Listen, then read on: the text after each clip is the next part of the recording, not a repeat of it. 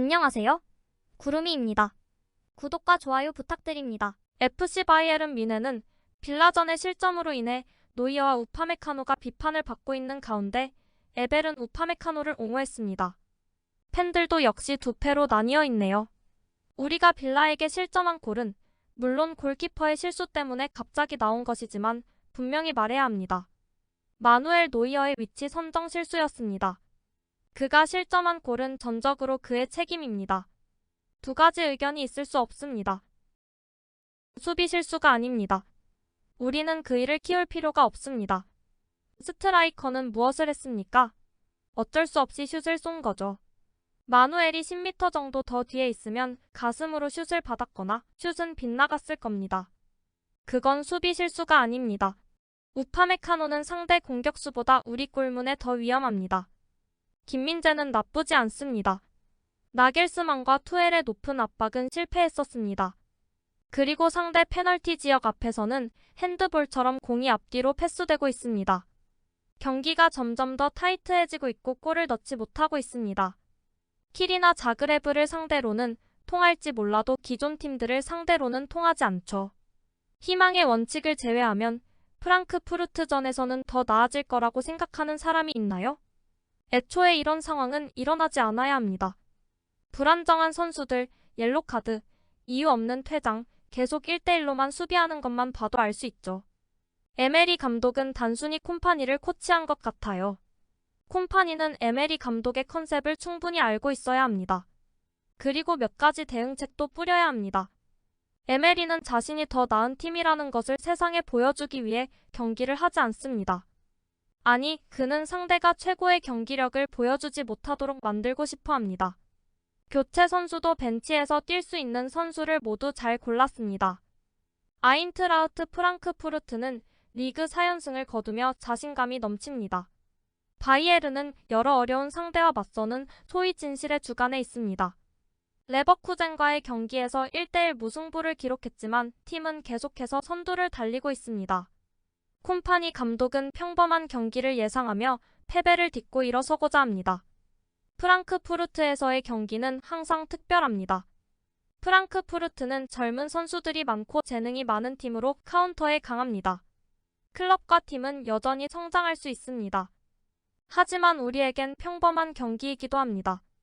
승점을 획득하고 분데스리가에서 계속 이어가고 싶습니다. 아니요. 저는 다음 경기, 즉 프랑크푸르트에 대해서만 생각하고 있습니다. 모든 경기가 끝나고 이기든 지든 다음 경기만이 중요합니다. 우리는 다음 경기로 많은 것을 가져갈 수 있습니다.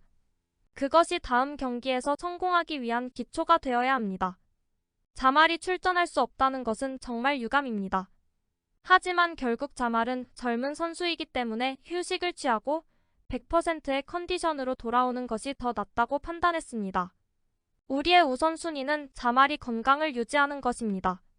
우리는 모든 선수를 100% 신뢰하며 사내는 그중 한 명입니다. 이토 히로키는 꽤 잘하고 있어요. 프리시즌에서 자신의 자질을 보여줬고 바라건대 히로키는 곧 준비가 될 거예요. 내일까지 기다려봅시다. 토마스가 우리 클럽에 얼마나 중요한 선수인지 여러 번 말씀드렸습니다. 그는 매우 특별합니다.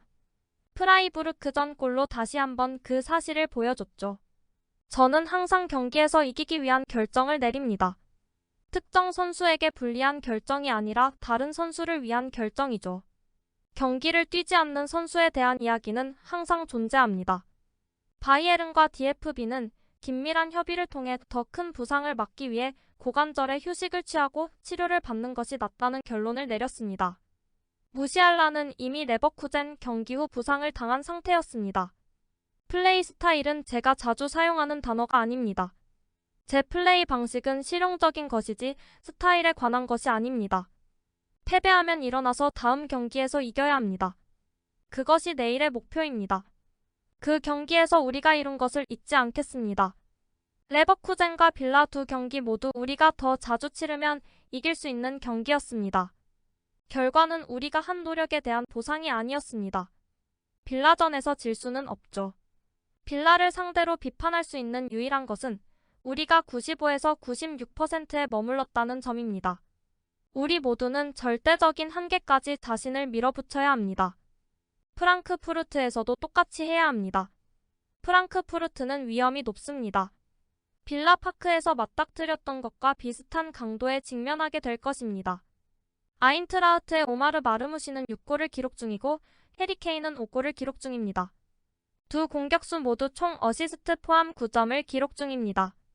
옵타를 통한 예측에서는 바이에른의 패 19%, 무승부 20%, 승리 60%로 3대1 바이에른의 승리를 나타내고 있습니다.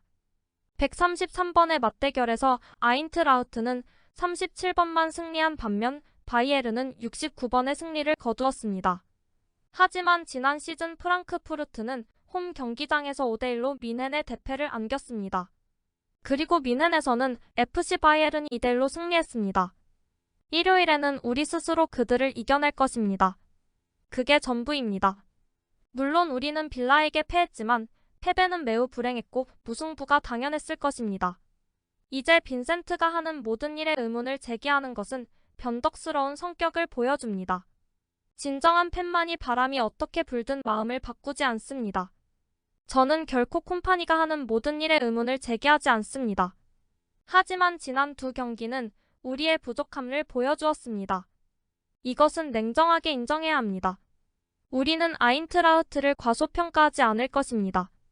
홈에서 CL 결승전을 치르겠다는 야망을 가진 팀은 프랑크푸르트에서 승리하기만 하면 됩니다.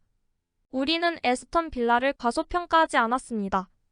우리는 그들을 상대로 좋은 하루를 보내지 못했고 공격적으로, 방어적으로 잘못된 결정을 많이 내렸을 뿐입니다.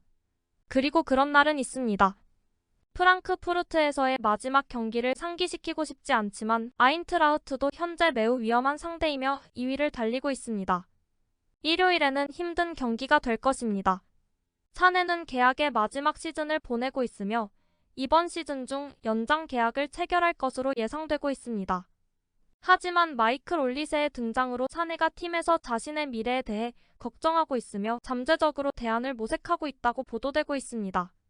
르로이 사내는 바이에른에 남고 싶지만 마이클 올리세와 함께 팀에 남는 것이 쉽지 않다는 것을 알고 있습니다. 현재 사내는 여전히 바이에른과 협상을 진행 중이며 바이에른이 여전히 그의 1순위 옵션이지만 내년 여름에 계약이 만료되는 만큼 시장 상황을 주시하고 있습니다. 킹슬리 코망의 위치가 매우 불확실하고 그나브리가 팀에서 자신의 자리를 100% 굳건히 하지 못한 상황에서 바이에른 미네는 이 포지션을 완전히 개편하는 것을 고려할 수도 있다고 합니다. 구독과 좋아요는 제작하는 데 큰 힘이 됩니다. 감사합니다. 다음에 또 보아요.